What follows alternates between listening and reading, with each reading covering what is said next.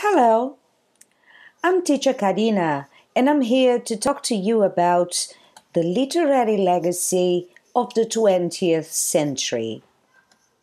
In the 2 decades that fell between the two world wars, European intellectuals lived in a state of profound shock.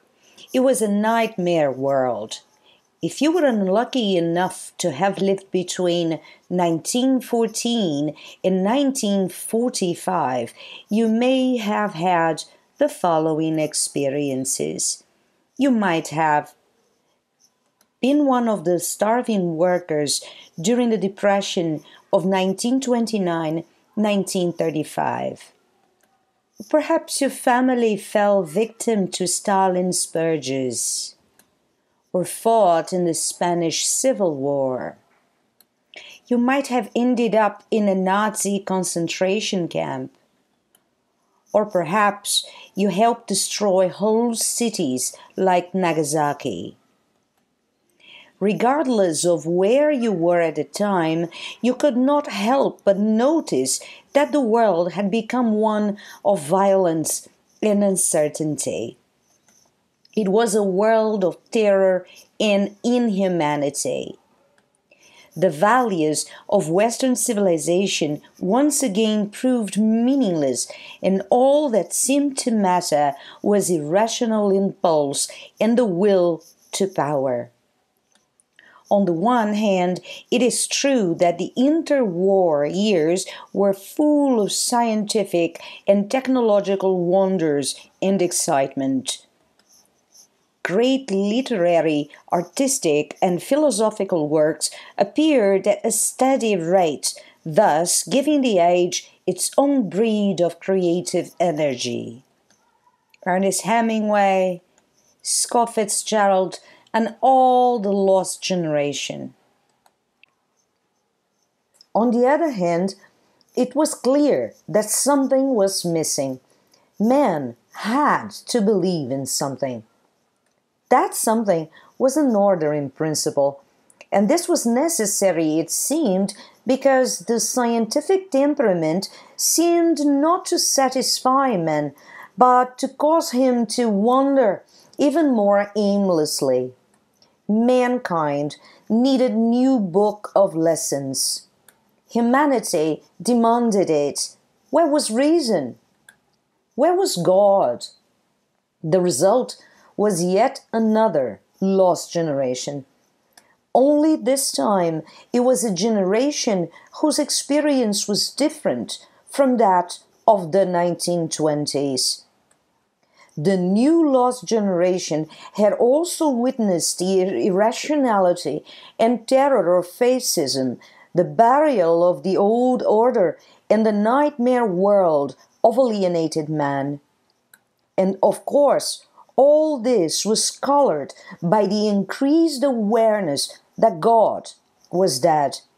All this was the background and experience of a new generation of thinkers who began to call themselves existentialists.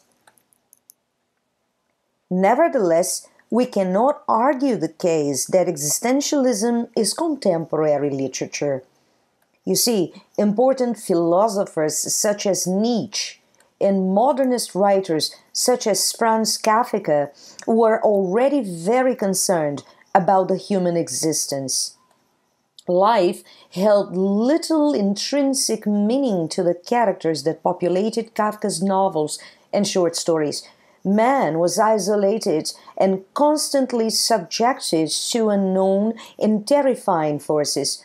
Forces without direction, forces without control. The movement, however, only became more widely known after 1945, thanks largely to the French writer Jean-Paul Sartre, the 20th century Voltaire. Sartre was a novelist, playwright, editor, and philosopher. This wide range of talents made of Sartre the intellectual voice of the second lost generation. According to Sartre, it had been Dostoevsky who had written that God did not exist. Then anything would be permitted. This in a nutshell, is the starting point, not the result or aim of existentialism. With all gods dead and buried, with nothing to believe in, the existentialists turn to humanity itself to find new values. While they recognize the nihilistic tendencies of bourgeois civilization, they were not themselves nihilists. They maintained a faith in humanity, a faith that led them to the belief that only man could understand and solve the problems of mankind. We all must go through that awful sense of depression that goes together with our insights into human condition. Man is alone because he cannot communicate with others. He finds himself in a world in which he is utterly alien to others and to himself. The world has no purpose and no meaning. If it is true that man can only know himself by looking at others, then man stares in vain. This is the human condition. For the existentialist, it is in the nature of human consciousness to be free. Defined only by our acts, men are free to assign values to their actions, to give their lives meaning. Unlike countless philosophers, the existentialist does not tell us what to believe or how to act. To be directed from outside is to be guilty of bad faith. The only faith is individual. We must be true to ourselves. We must make choices. We need to make them with total conviction. But how can we be authentic individuals? How can we be true to ourselves? Thanks for watching. Bye.